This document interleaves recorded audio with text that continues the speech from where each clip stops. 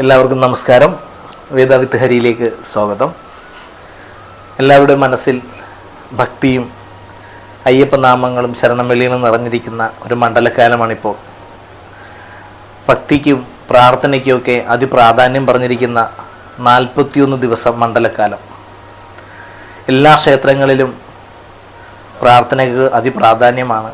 അതുപോലെ തന്നെ ക്ഷേത്ര ദർശനത്തിനും നിർമാല്യ ദർശനത്തിനൊക്കെ വളരെ പ്രാധാന്യം പറഞ്ഞിരിക്കുന്ന ദിവസമാണ്. ഈ മണ്ഡലകാലം തീരാൻ പോകുന്ന 41ാമത്തെ ദിവസം, അതായത് ഈ വർഷം ഡിസംബർ മാസം 26-ാം തീയതി, വൃശ്ചിക മാസം 11-ാം തീയതി, വെള്ളിയാഴ്ചയും ഷഷ്ടി ദിവസവും കൂടി ചേർന്നാണ് വരുന്നത്. അതുകൊണ്ട് തന്നെ ഈ വർഷത്തെ ഈ 41 തീരുന്ന ദിവസം, ഈ 40 ദിവസക്കാലം മണ്ഡലകാലം നിർമാല്യം തൊഴാൻ സാധിക്കാത്തവരും ഈ സമർപ്പണ ദിവസമെങ്കിലും നിർമാല്യത്തിന് ക്ഷേത്രത്തിലെത്തുക. ദേവീക്ഷേത്രമാണെങ്കിലും ഭഗവാൻ ക്ഷേത്രമാണെങ്കിലും ഏത് ക്ഷേത്രമാണെങ്കിലും അന്നത്തെ ദിവസം അഭിഷേകത്തിന് വളരെ പ്രാധാന്യമുള്ള ദിവസമാണ്. അന്നേ ദിവസം ഷഷ്ടി ദിവസം കൂടി ആയതുകൊണ്ട് സുബ്രഹ്മണ്യ സ്വാമിക്ക് അതിപ്രാധാന്യമുണ്ട്. എന്നിരുന്നാലും നമ്മൾ കാര്യസാധ്യത്തിന് വേണ്ടിയിട്ട് ദേവീക്ഷേത്രത്തിൽ അന്നത്തെ ദിവസം ദേവീക്ഷേത്രത്തിൽ രാവിലെ അഭിഷേകത്തിന് ഓരോ ദ്രവ്യങ്ങൾ കൊടുക്കുന്നത് നമ്മുടെ അഭീഷ്ടകാര്യ സാധ്യത്തിന് ഏറ്റവും ഉത്തമമെന്നാണ്. നിർമാല്യത്തിൻ്റെ പ്രാധാന്യത്തെപ്പറ്റി നമ്മളിതിക്ക് മുമ്പായിട്ടൊന്ന് പറഞ്ഞിട്ടുള്ളതാണ്. അപ്പം ഇത്രയും ദിവസങ്ങളും തൊഴാൻ സാധിക്കാത്തവരാണെങ്കിൽ ഇപ്പോൾ ഒരു ദിവസമെങ്കിലും ഈ അവസാനത്തെ തീരാൻ പോകുന്ന ദിവസം നിർബന്ധമായിട്ടും നമ്മൾ ക്ഷേത്രത്തിലെത്തുക.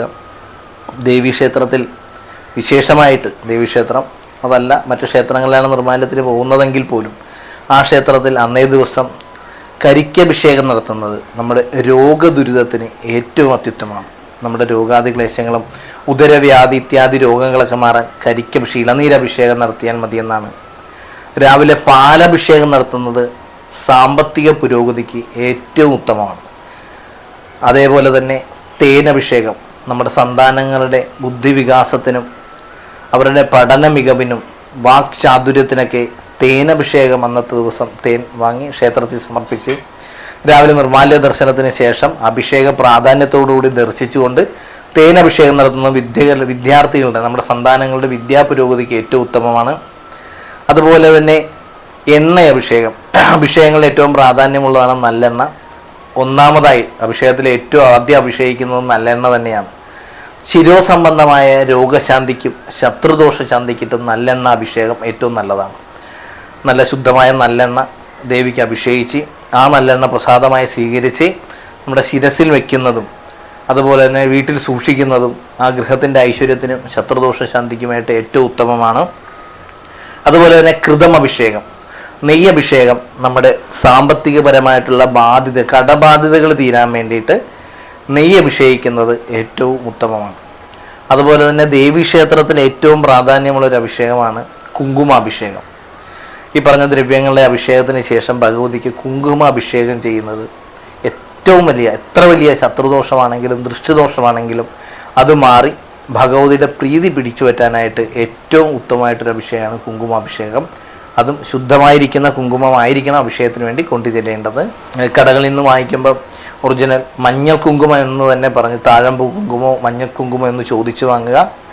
കെമിക്കൽ ചേർത്തിട്ടുള്ള കുങ്കുമം ആയിരിക്കരുത് അഭിഷേകത്തിന് കൊണ്ടുചെല്ലുന്നത്. നമ്മൾ വാങ്ങുമ്പോൾ തന്നെ കടക്കാരനോട് പറയുക മഞ്ഞൾ കുങ്കുമോ അല്ലെങ്കിൽ താഴമ്പൂ കുങ്കുമവും തന്നെ തരാൻ വേണ്ടിയിട്ട് പറയാൻ ശ്രമിക്കുക.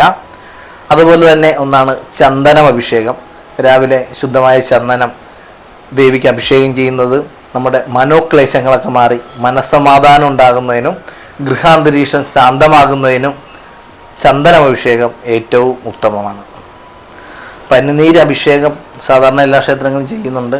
അപ്പം നമ്മളത് പനിനീര് അഭിഷേകത്തിനായിട്ട് വാങ്ങിക്കൊടുക്കുമ്പം ആ പനിനീര് ശുദ്ധമായിരിക്കണം എന്ന് നമ്മൾ ഉറപ്പുവരുത്തണം. മിക്ക പനിനീരുകളും കെമിക്കലുകളാണ്. അതുകൊണ്ട് കഴിയാവുന്നതും പനിനീര് അഭിഷേകം ചെയ്യുന്നതിനോട് താല്പര്യം ഞാൻ പറയുന്നില്ല. പനിനീര് അഭിഷേകം ചെയ്യുന്നത് ഏറ്റവും നല്ലത് തന്നെയാണ്.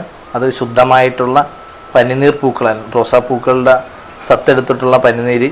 അതിൽ ഏറ്റവും ശുദ്ധമായത് കുറച്ച് എമൗണ്ട് കൂടിയിട്ടുള്ള പനിനീരൊക്കെ ശുദ്ധമായിരിക്കും. ഡാബറിൻ്റെ പോലുള്ള പനിനീരൊക്കെ മേടിച്ച് അഭിഷേകം കൊടുക്കുന്നത് ഏറ്റവും നല്ലതായിരിക്കും. എന്നാൽ ഏറ്റവും തീരെ വിലക്കുറഞ്ഞിട്ടുള്ള പനിനീര് അഭിഷേകങ്ങളൊക്കെ എസൻസ് ചേർത്തിട്ടുള്ളതായതുകൊണ്ട് അത് നമ്മൾ കഴിയാവുന്നതും അഭിഷേകങ്ങളിൽ നിന്ന് ഒഴിവാക്കാൻ വേണ്ടി ശ്രമിക്കുക. ഏറ്റവും ശുദ്ധമായത് കരിക്കും പാലും തന്നെയാണ്. ഇത് രാവിലത്തെ സമയം പാലഭിഷേകത്തിന് പാല് കിട്ടാൻ പ്രയാസമുള്ളവർ മാത്രം തേനോ നെയ്യോ കൊടുക്കുന്നതും ഏറ്റവും ഉത്തമമായിരിക്കും. അപ്പോൾ ഈ വർഷത്തെ മണ്ഡല അവസാനം 41 തീരാൻ പോകുന്ന ദിവസം എന്ത് തടസ്സമുണ്ടെങ്കിൽ തന്നെയും നമ്മൾ ക്ഷേത്രത്തിൽ പോകും. അന്നത്തെ ഒരു ദിവസം നമ്മൾ രാവിലെ കൃത്യമായിട്ട് എണീക്കും എന്ന് നമ്മളൊരു ശപഥം എടുക്കുക. ആ ക്ഷേത്ര ദർശനം നടത്തി ഈ അഭിഷേകങ്ങൾ കണ്ട് തൊഴുത് പ്രാർത്ഥിച്ച് ഈ ദ്രവ്യങ്ങളെ കൊണ്ട് പറഞ്ഞിരിക്കുന്നതായ കാര്യസാധ്യം എന്താണോ ആ ദ്രവ്യങ്ങളെ കൊണ്ട് അഭിഷേകം ചെയ്ത് മേടിച്ചിട്ട് ആ അഭിഷേക പ്രസാദം സ്വീകരിക്കുന്ന വഴി നമ്മുടെ കാര്യം സാധിക്കും എന്നുള്ളത് 100% ഉറപ്പമാണ്. അതുപോലെ തന്നെ തൊഴിൽ തടസ്സം മാറാനായിട്ടുള്ളവർ ഏറ്റവും നന്നാണ് ഈ അഭിഷേകം നടത്തുക. ആ തൊഴിൽ തടസ്സം മാറാനായിട്ട് അഭിഷേകം നടത്തേണ്ടത് കൃതമാണ്. തേനോ നെയ്യോ കൊണ്ട് അഭിഷേകം നടത്തുന്നത് തൊഴിൽ തടസ്സം മാറാനായിട്ട് ഏറ്റവും നല്ലതാണ്. വിവാഹ തടസ്സങ്ങൾ മാറാനായിട്ട് പനിനീര് അഭിഷേകം ഏറ്റവും നല്ലതാണ്. പക്ഷേ പനിനീര് ശുദ്ധമായ പനിനീര് മേടിച്ചു കൊടുത്ത് അഭിഷേകിക്കുന്നതാണ് കൂടുതൽ പ്രയോജനം ചെയ്യുക. വിവാഹ തടസ്സം മാറാനായിട്ട് കുങ്കുമാഭിഷേകം ഉപകരിക്കുന്നതാണ്. അപ്പം ഈ വർഷത്തെ അഭിഷേകങ്ങൾ എല്ലാവരും ദർശിച്ച് 41 അവസാന ദിവസത്തെ പരിപൂർണമാകുന്ന ദിവസം നമ്മൾ ക്ഷേത്ര ദർശനം നടത്തി ഈ അഭിഷേകം നടത്തി എല്ലാവരും ജീവിതത്തിൽ വിജയം കൈവരിക്കുക. എല്ലാവർക്കും നന്ദി, നമസ്കാരം.